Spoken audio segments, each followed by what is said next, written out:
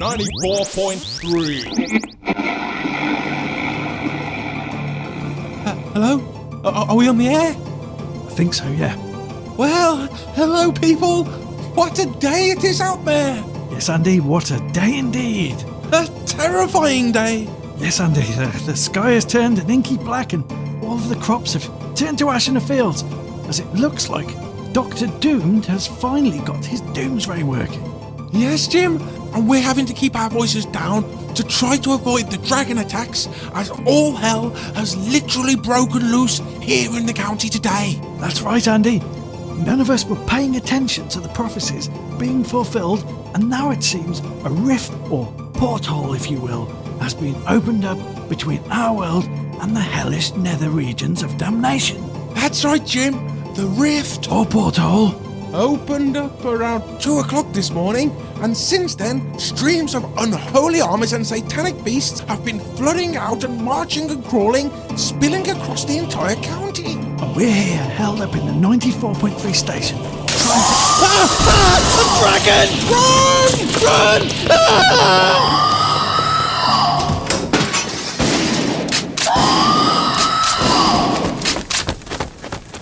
Fucking dragons, eh, boys? Where the fuck these damn things coming from, eh? We've got absolutely no idea, Jose. Although we think it's got something to do with Dr. Doomed. That fucking nutty doctor, eh? Ah! Another dragon!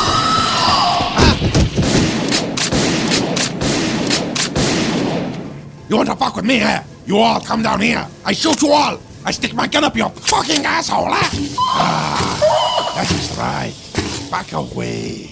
You do not know who you are fucking with, eh? You dragon, huh? I'm Jose Mancini. I fucking kill you all, huh? You big scaly fucking lizards. Okay, Jose, okay, they've gone now. They are fucking cowards. I am one man. I have no respect for these evil creatures. Okay, boys, what are we going to do? We've got absolutely no idea, Jose. We're just radio DJs. No, boys, no. You are not just radio DJs. Not to me, no.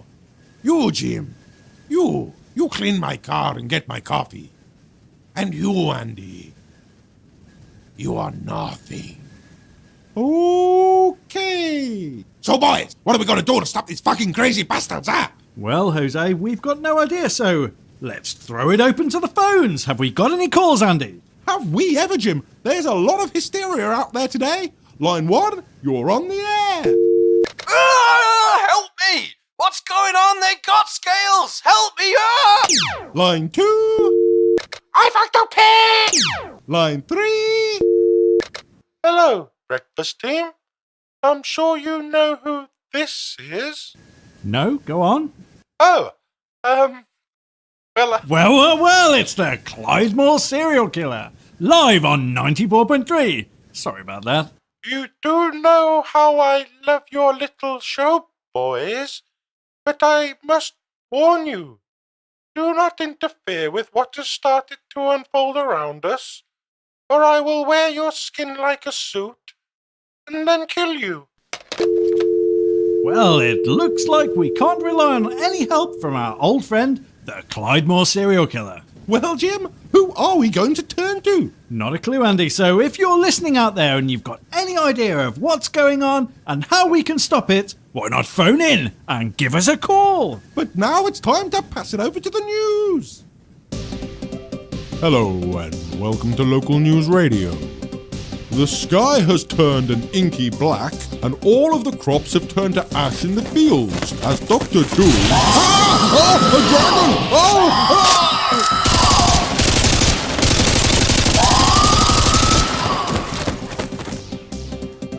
Has finally got his doomsray working. The want-to-be doctor, long thought of as a time waster, unleashed his ferocious and demonic powers early this morning, engulfing the entire county in the hellish realms of a waking nightmare. The town of Clapford has finally been destroyed. The town, that has been plagued by dancing fish, singing a song foretelling the town's destruction, was washed away into the sea last night after a freak storm predicted in the song. the town remains as a complete entity and has come to rest a mile off the coast, forming a tiny, densely populated island. As an added insult, the new island, surrounded by sea, is now plagued by even more fish, singing a boastful and gloating song, mocking the intellect of the townspeople for not having deciphered the cryptic message in their now seemingly obvious song. Steadmore Care Home has disappeared into a large gaping shaft. The flaming pit which engulfed the care home opened up around 9:15 this morning, with the booming words, "If ye care not for thy elderly, we of the underworld will care for them better." An expedition was arranged to see if it was possible to retrieve any valuables from the flaming pit, but when they got down there, they found the care home intact and the residents being waited on hand and foot by ungodly beastmen. The residents were said to be very happy, but kept asking for the heat to be turned up just a little bit.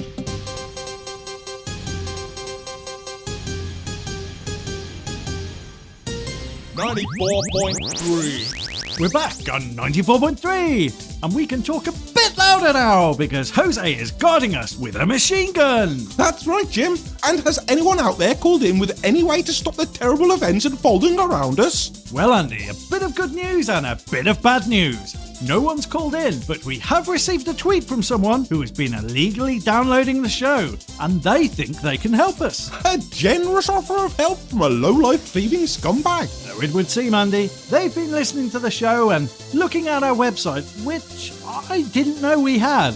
And apparently they have linked together a number of various and obscure clues, and they think they have a solution for our problem. Well, Jim, what's the big news? Well, Andy, apparently all of the Clydemore serial killer's murders and other various supernatural happenings around the local area are all related. It's rather convoluted, but basically he's saying that they all occur in an inverted pentagram, and the centre of the inverted pentagram is on John Acres' farm. Well, let's go there then.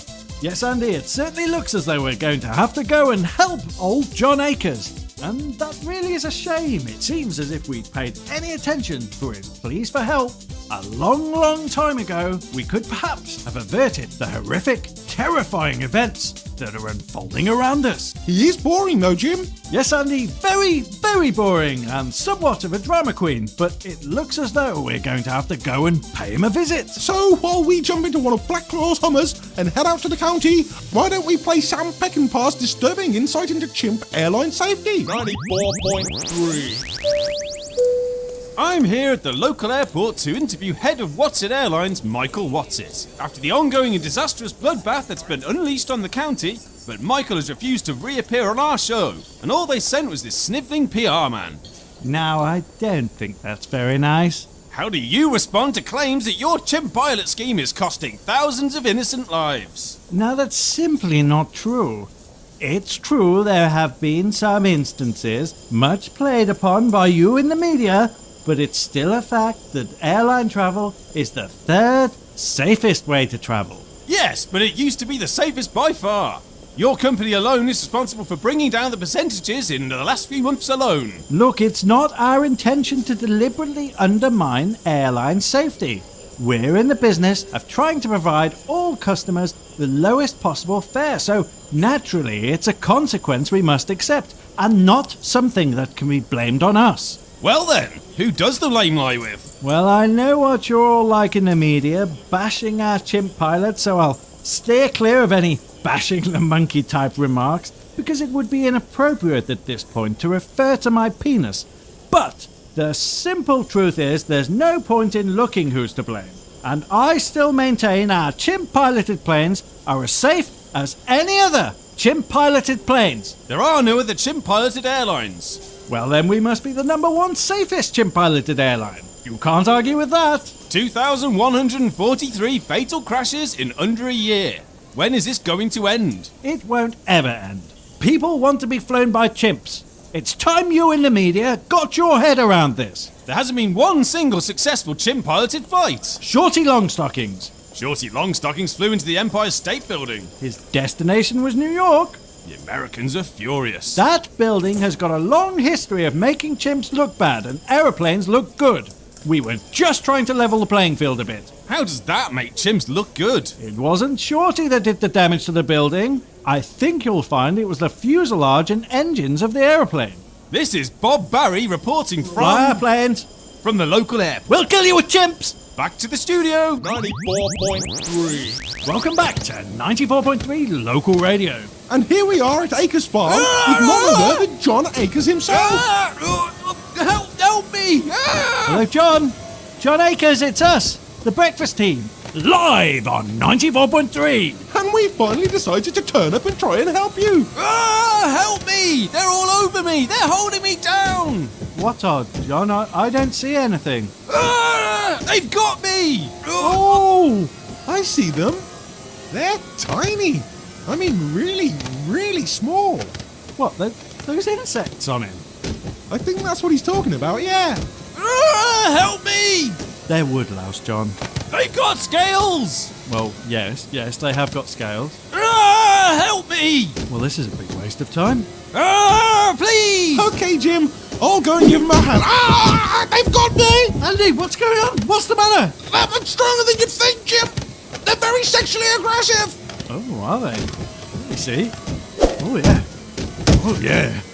Right they are. Oh God, help me! Oh, God, help me! Oh, God help me. Come on down to the non-stop top slot accident black spot. Our road is the most dangerous in the county with sharp hairpin corners that remain icy all year round thanks to Farmer Philip Goodwin's outdoor road freezer. We don't have speed bumps, we don't have speed cameras, we don't have clear or accurate signing. Just one long, unbroken stretch of tarmac with one massive break into a flaming ravine. 94.3. Hello and welcome back to 94.3 Local Radio. And here we are at John Acres Farm, and we've finally managed to brush all the woodlouse off him. I can't tell you how grateful I am to you boys. You could try. No, I don't think I'll bother. But now that you've helped me, is there anything I can do to help you too? Well, yes there is actually. Yep, I thought there might be. What do you mean by that? I've been attacked by those woodlouse for months and months now, and you only come and help me when you want my help in preventing Armageddon. You know what's going on then? Of course I do. I've been trying to warn you for months now. But why should I help you now? In fact, no. That's it. I'm not going to help. I'm going to... help! They've got me again! Well, as we brush the woodlouse off Mr. Acres again, and Jim tries to talk him into helping us in our desperate mission, why don't we play some more adverts? Come on down to Bob's DIY shop. We've got everything you need to trash your home. Why not ruin your house with your own tasteless style of decor, or knock thousands off the value by undertaking substantial building work you should have got a paid professional to do? You can express to your friends how loathsome and soulless you are by purchasing one of our made-to-fit kitchens that are just like every other kitchen we sell to everybody else. If you have a particular paint you want, you can bring it into our mixing team, and they'll make up the exact colour you want, no matter how much it looks like dog shit. You don't have enough taste to decorate your own home, but you're arrogant enough to try and dumb enough to throw thousands of pounds at the exploit, and we're here to suck up the financial excesses of your gargantuan folly.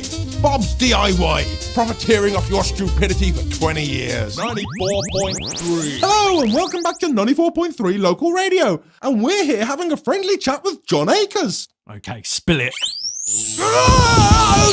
Okay, I'll talk. Just don't taser me again, please. You tell me what to do, eh? Jim? Yeah, Andy, what? Nothing. So talk! Somebody has been casting a black magic spell. They've created a huge inverted pentagram across the county. Yes, I know this already. It's the Clydemore serial killer. Jim?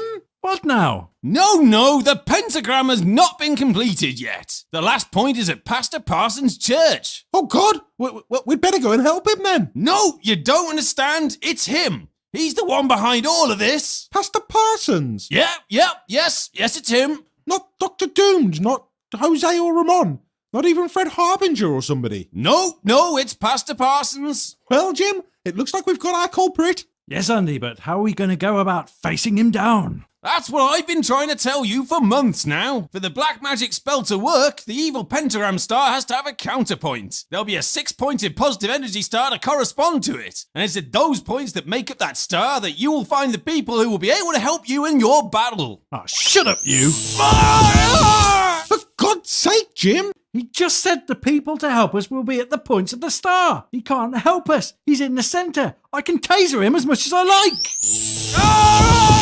Hold on 1 second. You can't actually help us anymore, can you? Well, no. That's all the info.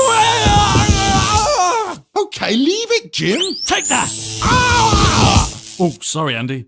What do you mean, sorry, Jim? You yelled, take that at me and then tasered me. Sorry, I got a bit carried away. I'll have the taser now.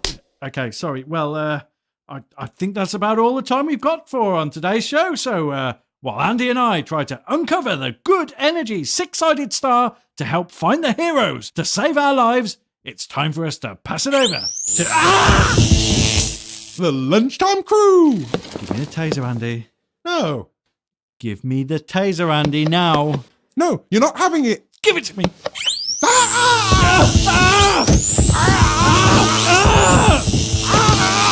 The Woodlouse have got us.